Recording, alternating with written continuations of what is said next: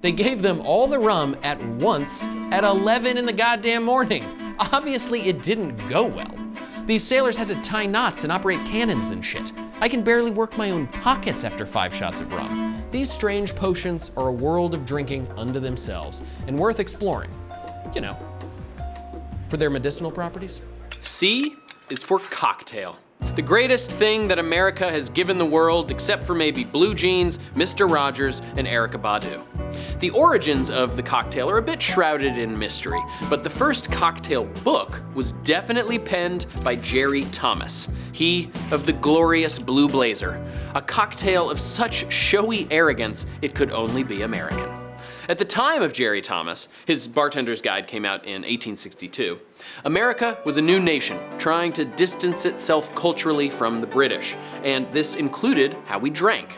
The British mostly drank their spirits straight, or in the form of these extravagant punches, which came by the bowl and required a serious amount of drinking resources to finish.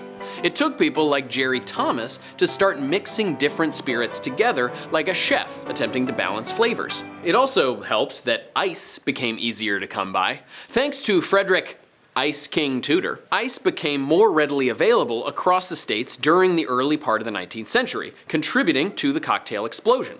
Ice makes most cocktails possible. I mean, imagine ordering a room temperature martini. It's just gross. In the beginning, a lot of cocktail recipes weren't spirit dependent. A sour was water, sugar, half a lemon, and the spirit of your choice.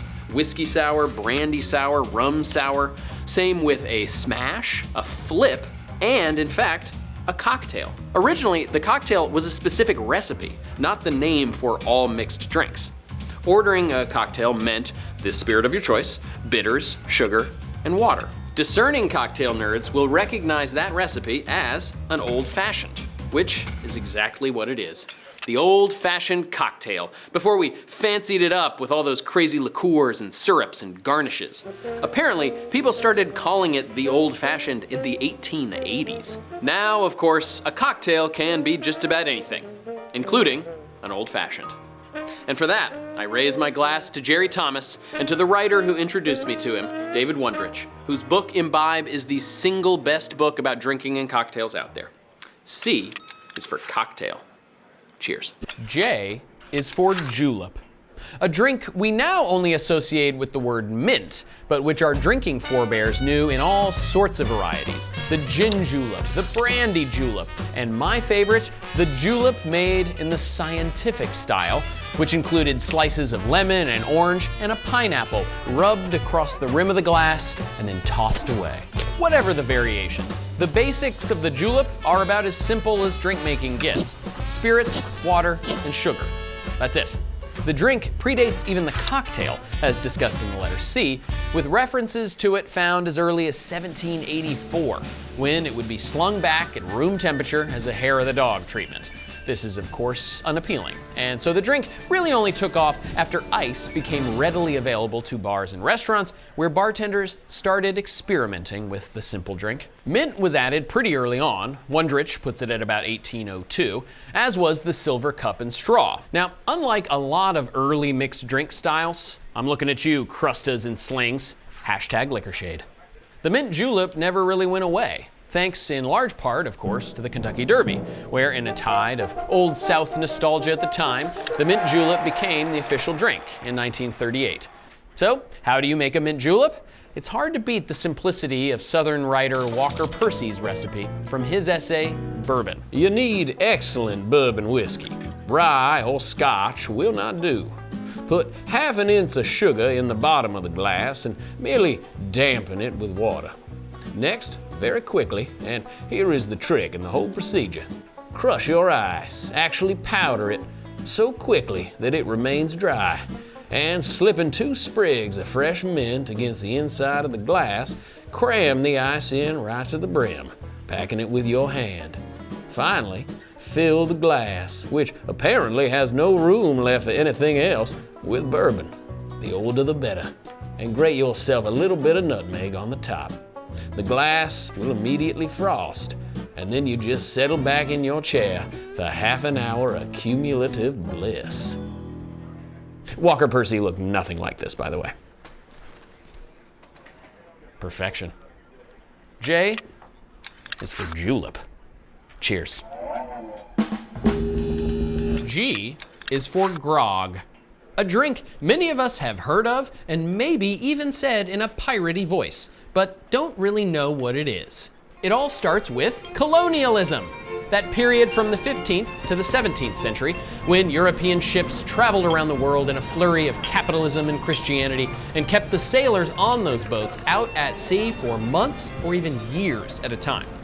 In order to make life bearable for these sailors, or actually probably just to keep them from mutinying, most of the European navies issued each sailor a daily ration of booze. But not just any booze. These long sailing voyages took their toll not just on people, but on beer, wine, and water, most of which turned into barrels of disease when out on the open ocean for years. But hard spirits could take it. And so the British Navy started giving sailors half a pint of rum a day. Not only that, but they gave them these 8 ounces of rum. Okay, and just for size comparison, that's like over 5 shots. They gave them all the rum at once at 11 in the goddamn morning. Obviously, it didn't go well.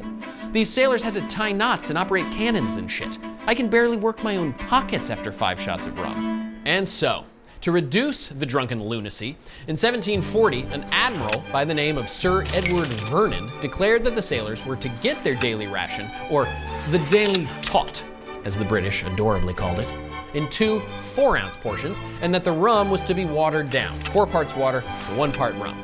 He also advised that the ship's rum bosun, which is a person in charge of measuring out the rum, put sugar and limes in it to make it more palatable. That admiral's nickname was Old Grogham.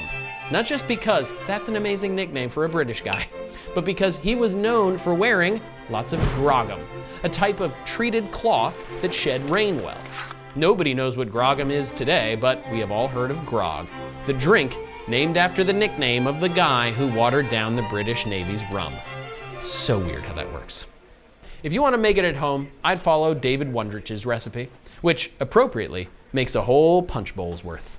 16 ounces lime juice, 1 pound brown sugar, 1 pint dark rum, 1/2 gallon water, and 6 sprigs of mint. Mix in a large bowl